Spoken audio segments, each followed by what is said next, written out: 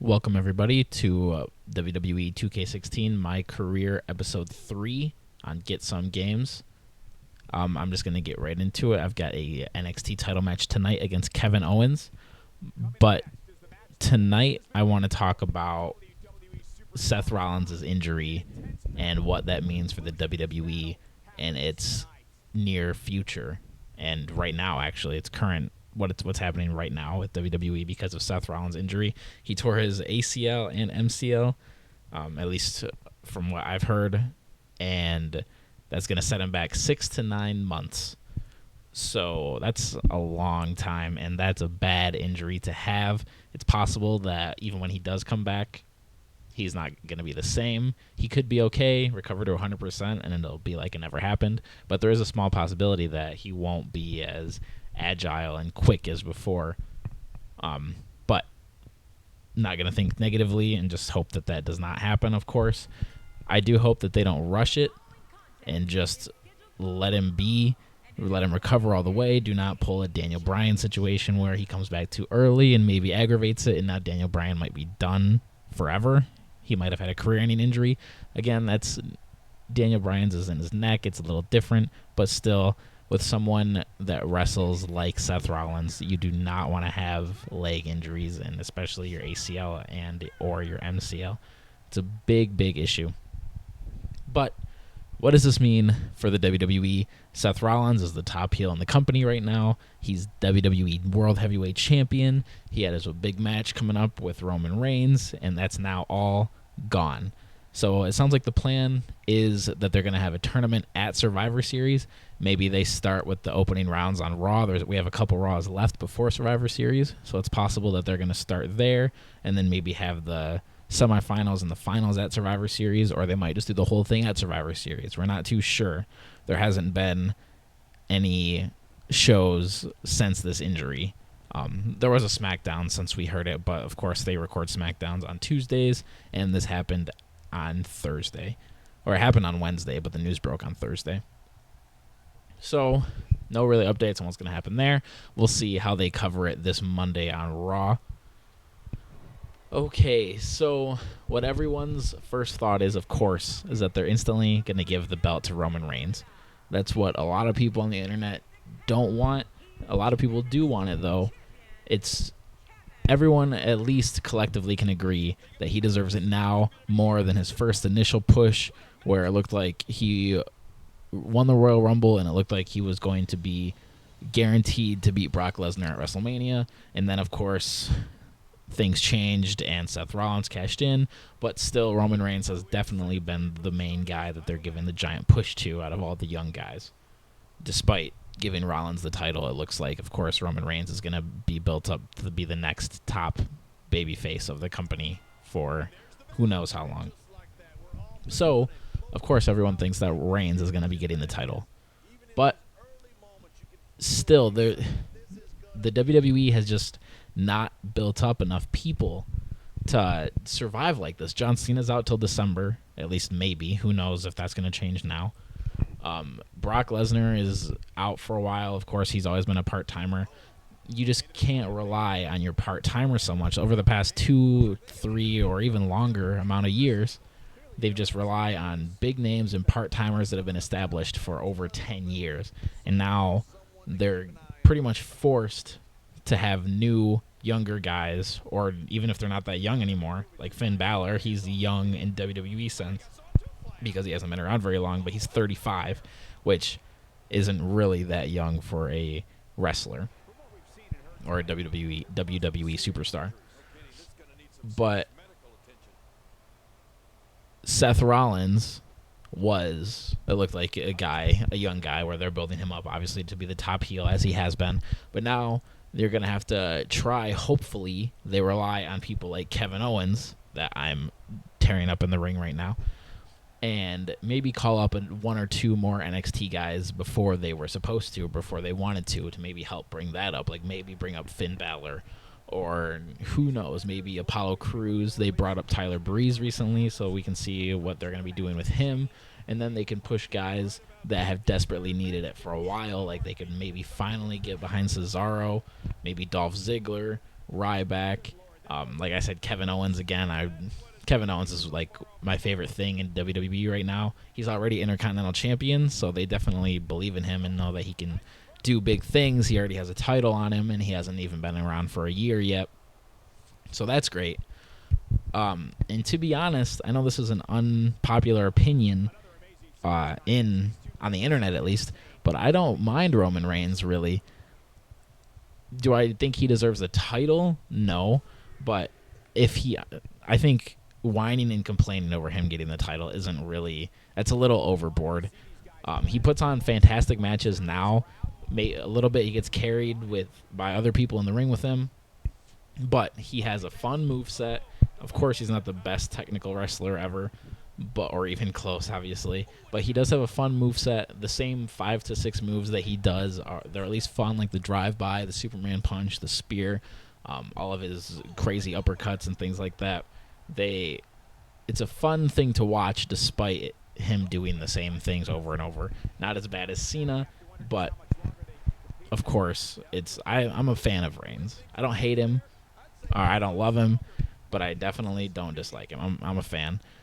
And then other guys that they could push, obviously Dean Ambrose. He had the United States title for a while. He was the leader of the Shield, quote-unquote leader of the Shield. And he's probably the top face in the company right now, like in terms of pops and in terms of how many people like him. Both the internet community likes him, and then the other fans, whatever, I don't even know. There's too much crossover now to really separate the internet from any other fans like that. Everybody loves Dean Ambrose. Daniel Bryan, who knows if they're ever going to clear him to come back. They're probably really, really being safe with him since he came back early before and got injured again. So since he's gone, they can't just bring him back. The safe bet, of course, has always been John Cena. Like, everything goes wrong, just give Cena the belt again and everything will be fine. They could bring back guys like The Rock, but like I said, you can't just rely on your part-timers all the time and your older guys. This is why you're in this situation right now. There isn't 4 or 5 people that you can choose from because of how you've built everybody up, or how you haven't built everybody up, as I should say. They've just pushed the same people down our throats for so long that right now, even though we think he deserves it because of his skill, if they just give Cesaro the belt, it doesn't seem like he deserved it from a storyline kayfabe point of view, because he's been back and forth winning and losing so much because they can never push him, or they never let him go on these great winning streaks. But that is also why I like the tournament idea, because guys like Neville, Cesaro, again Kevin Owens, even Stardust, people like that, they have a chance to look really good in the tournament and then maybe win that way. Where, like I said, with Cesaro, even though he's been back and forth winning and losing recently, if he goes through and wins the tournament, it makes it look more legit, like he deserved it that way. It really sucks that Seth Rollins' title reign ended like this, and he never legitimately lost the title. But when he comes back, he's almost for sure going to come back as a face, and really have that giant pop when he comes back and have a legitimate reason to be number 1 contender for the title, since he never truly lost it. And who knows who's going to have it by then, depending on if they want to really, really build up the guy that they give the title to, if they want to give it to a face or a heel or whoever they decide to go with. Let's see. Let's get back to this match really quick for the NXT title. Surprise versus Kevin Owens. Just kind of tearing him up. Hasn't been that great of a match, but let me see if I can't get to this 5-star rating and take the NXT title. Something I really like about career mode this year is that I can win. Last year, once you won a title, that was kind of it. Then you had your farewell storyline, and it was over. You couldn't really do much of that. But now you work your way up the ranks, you win the title, and then you can decide, okay, I'm going to be NXT champion for a while, or be U.S. champion for a while, and I'm going to defend it and be a great fighting champion, and you can decide that. You can pick your rivalries by interfering in matches and helping other people, or just going after other people.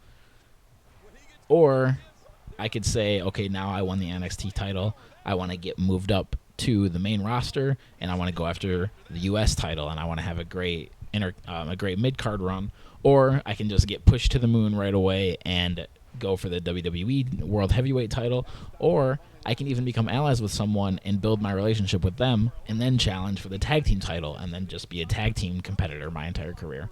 I love that kind of choice that they give you, and it really, really makes career mode fun, and it makes me feel like I have more control of my career, and it makes me want to just play all these matches, and I feel like putting on these 5-star matches is really important and get me those skill points to become a better contender and a better character, and then fight my way through titles like that. Or you can just not go for titles and do other things like just stay in rivalries. If you aren't in a rivalry when times like, let's say, Money in the Bank comes up, you can be in the Money in the Bank match and then be Mr. Money in the Bank, or you can compete in the Royal Rumble. It's just, they really knocked it out of the park with career mode this year. That's really all I have left to say about Seth Rollins and the state of the WWE right now. I know this is a really hot topic with a lot of people in message forums right now and other videos from other people. So I know this is what everyone's talking about at the moment. I don't want to just repeat so many other ideas that you may or may not have heard already. But everyone pretty much has the same mindset of this is what they get for just having John Cena at the top for so long. But this isn't the first time. We thought this when Daniel Bryan went out too. Everyone's like, well, that's what happens when you push John Cena forever and you don't have any other legitimate contenders. And they thought then that was going to be the turning point. They're going to realize that they have to push other people and get a more diverse group of top-level talent, but they didn't, and John Cena got his 15th title reign, and Randy Orton got the title again, and they just went back and forth until finally Rollins got the title at WrestleMania. But who knows? Maybe they'll finally learn. Maybe Sheamus will just cash in whoever wins the tournament and just make the whole thing pointless. I really hope that doesn't happen. I hate that Sheamus is Mr. Money in the Bank and that they're gonna get behind him again. Maybe he could cash in and lose, of course, but I've never been a big fan of Sheamus at all. I think he's boring. I guess he's better as a heel, but still, I just don't really have any interest. He's been around for far too long. I mean, he has the most on TV wins of any WWE superstar ever, and he's been around for like 6 or 7 years, which in comparison to people who've been around for longer is crazy. He wins. He's always on SmackDown. He's always on Raw. He's always on Main Event, Superstars, and even Saturday Morning Slam when they had that going on for a little while. So I hope Sheamus doesn't come out of Survivor Series with the title. Of course, like other people have been saying, my top 3 right now, who I would love to see as champion, would probably be Owens at the top. Maybe he can be Intercontinental champion and WWE champion at the same time, like Seth was with the U.S. title and the WWE title. So Owens at number 1. Ambrose is a close number 2. I'm a big fan of Ambrose. I wish they would let him have a little bit more creativity and be a little bit more brutal in the ring like he used to be in the indies as Jon Moxley. But he's still really fun to watch and a great character, and he's obviously great on the mic, one of the best in the biz right now.